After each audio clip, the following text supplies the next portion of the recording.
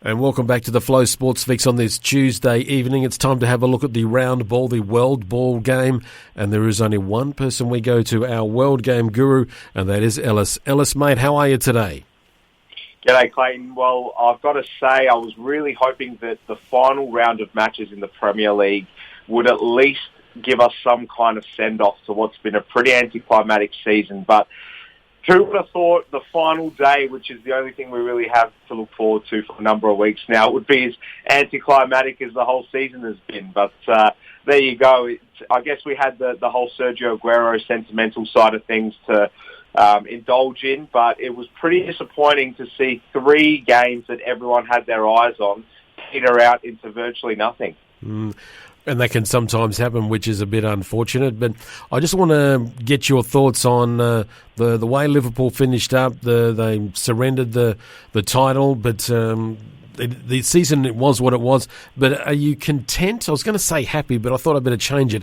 Are you content with how they finished up in third? Absolutely. I think given where we were about 2 months ago, Clayton, we were pretty much looking at finishing fourth as a pipe dream, not just with the actual equation mathematically, but through the nature of the performances. This was a Liverpool team that was losing at home to clubs like Burnley. So, yeah. I mean, to think that Liverpool would actually comfortably finish third in the end, I think is quite remarkable, and it's exactly what they would have all wanted, because now we know there's an appetite for them to spend. They want to get back to where they were 12 months ago. We know that there's not really any other clubs that are making huge inroads whereby they look like they're going to go neck and toe with Manchester City next year. So Liverpool will want to ensure that they stay in this little mini window of theirs and can compete again next year, and that they've got a very good opportunity now. Obviously, we know how hard it is to sell playing for Liverpool to world globally acclaimed superstars without Champions League. So I think they're in a really good position now to bounce back, Liverpool, and they made light work of Crystal Palace on the final day, and they didn't even need to in the end, which is quite baffling. But there you go. Look, I think everything's worked out quite well for Liverpool, and I don't think anyone saw it being this easy in the end. No. I was hoping they would get to where they are, but I had doubts like you when we spoke about it a while back. But I'm looking at some of the other sides, and sides like Arsenal, Tottenham, even West Ham, and even Leicester City, who really were banking on getting into the Champions League next year. I mean, the season's there must be some big doubts and questions over the squads that they've got going forward into next season. Well, I'll say one thing, just on Leicester and Brendan Rodgers. Yes, they won the FA Cup, but I was actually listening to a prominent English Premier League podcast the other day, and the host, it was a female host, she made mention of the fact that perhaps it had been a bit of a failure for Leicester City, considering that they'd been in the top 4 for the majority of this season and ended up bottling it. They only had to beat Tottenham on the last day, and they would have qualified, of course, and they were at home. And her co-host kind of went in on her and said, "Oh, how dare you say that? Leicester, they're such a respected club. They won the FA Cup, yada, yada, yada." I tend to agree with her. I think Brendan Rodgers has bottled it yet again.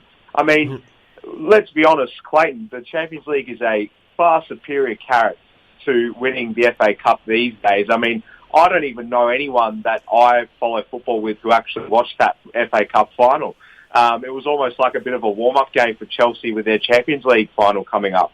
So to sit there and sort of give Brendan Rodgers this pass, and this is, a Leicester that's really been in and around the top 4 for a long time now, to give him a pass to say, "Oh, it's all right that you bottled it so miserably on the final day of the season when it ended up being in your own hands," considering that Chelsea somehow managed to lose to Aston Villa, I think is hugely soft. And look, I'm probably not the most impartial person. I think the day that Brendan Rodgers was sacked by Liverpool is still one of my happiest personal memories. I'll never forget it. It came after a Merseyside derby back in 2015. But really, I think Leicester have bottled it massively, and I'd be worried for them because they're going to have to do it all over again next season. And you're going to have clubs like Arsenal now. They won't be in the Europa League. the owners there, the Cronkies, they know they need to sign some big players to keep the Arsenal faithful somewhat content with what they're doing, because there's no European football now at the Emirates at all. So you can expect Arsenal to compete next season, I think, for at least, putting pressure on fifth and sixth, if not making a late flurry for that fourth position. And you can definitely sort of earmark Tottenham as being a contender again. Once they sort everything out going forward, I think it might not be the worst thing to lose Harry Kane when there's so many question marks about his desire to even be there. They'll have a new manager at the helm as well. I think Leicester have really missed an opportunity here. So, I've got no sympathy for, the people who are trying to defend Brendan Rodgers on what's been a very strong season, but it's a season of nothing if you don't qualify for that Champions League in this ridiculously competitive period that we have in the Premier League with so much money being spent. So I think they've bottled this one. Absolutely. And when you look at their last 5 games and they only won one of them, come on, they had it in their hands and they let it slip out. But that's I totally agree with you on your thoughts there. And don't forget, they were playing a Tottenham team that was literally there to do nothing. There was nothing for Tottenham to do, aside from maybe finish one place higher than Arsenal. Yeah, so that was it. And considering it was Leicester having the home game, I think people are being a bit soft on Brendan Rodgers here. Very much so, totally agree. Now, just on managers, I saw an article in the Bleacher Report last week about that the last time there was an English manager that won the Premier League, you have to go back decades. And I just wanted to get your thoughts on that. And is there any potential English manager, do you think, could possibly helm a club to win the Premier League?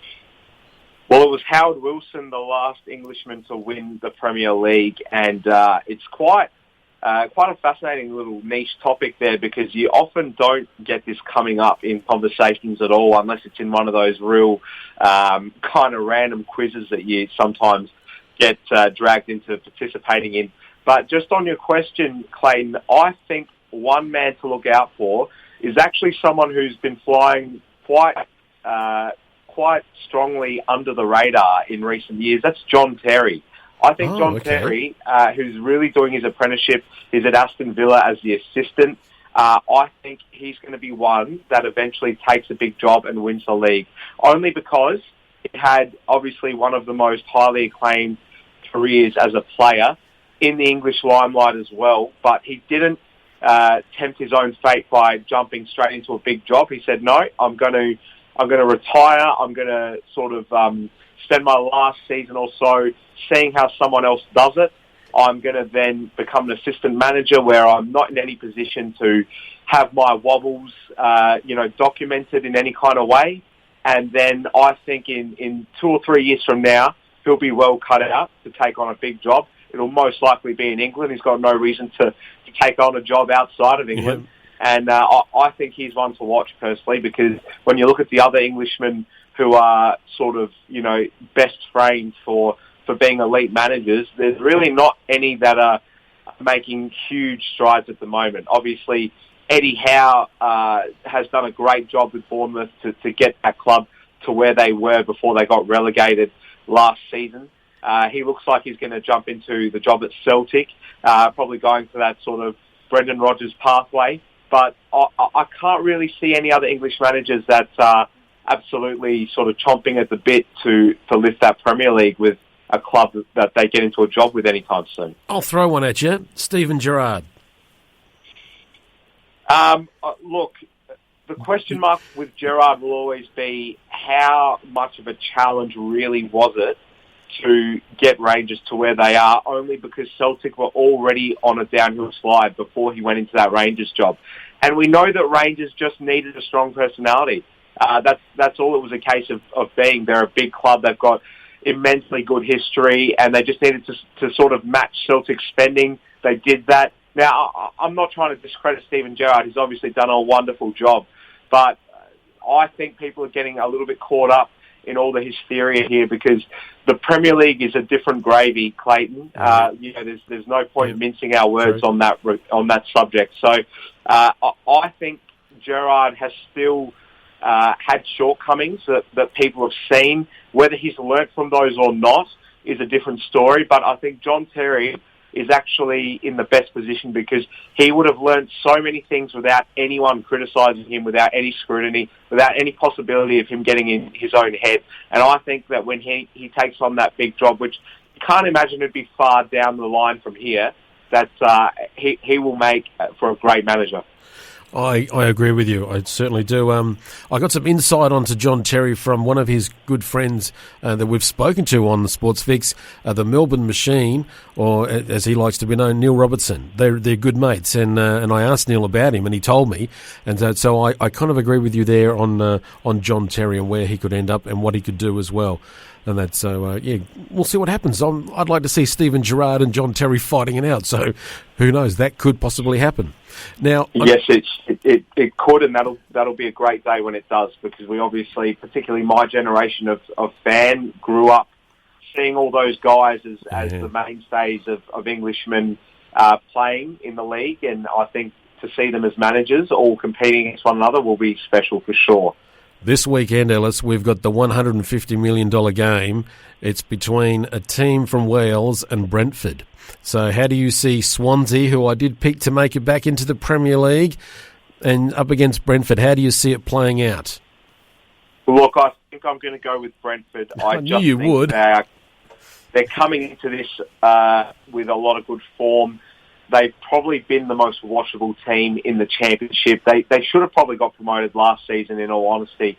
So I think, given that Swansea have had so many issues off the park in recent years, they've managed to sneak into that playoffs position this season, but I think they'll fall short. But I'll tell you what, Clayton, quite honestly, this is one of my favourite events on the global footballing calendar. What an exciting thing that we have to look forward to, the Championship playoff final. It's really sort of underappreciated, I think, in the scheme of all the big football events that you get these days. I think a lot of people just don't really seem to hear about this game being on, and it's a shame that there's not really a bigger sort of broadcast arrangement in place to promote this game and give it the justice that it deserves. But gee, what an exciting game, particularly after let's be honest, a pretty anticlimactic Premier League and a pretty anticlimactic Championship season. So, plenty to look forward to. I think Brentford will get it done. All right, we'll see how we go, but it's a game that I'm looking forward to seeing, and it's on this Saturday night. You can catch it, folks, if you're lucky enough to see it somewhere, or just follow it. And as you were dead right, it is the game to watch. It is so much going for it. Perfect kickoff time as well, Clayton, 11:30 p.m. Absolutely. Get into a pub and watch that one if you can. It's going to be an absolutely ripper game, and the players, they go for it. It is great to see, because it is the $150 million game, and so it's going to be good. I've got other things to talk to you about, Ellis, but I'm running out of time, so I'm going to need to chat to you later in the week, because I want to talk about the A-League and also the other big game that's coming up, and that is the Champions League final. So I'll need to catch you later in the week for that if you're up for it as well. No worries. I'll make time for you, Clayton.